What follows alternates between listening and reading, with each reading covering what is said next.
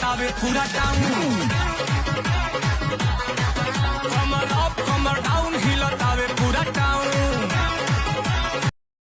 নতুন বছর চলে আসলো বন্ধু, যদি আপনার কাছে কোনো ভুল করে থাকি তাহলে মন থেকে ক্ষমা করে দিও।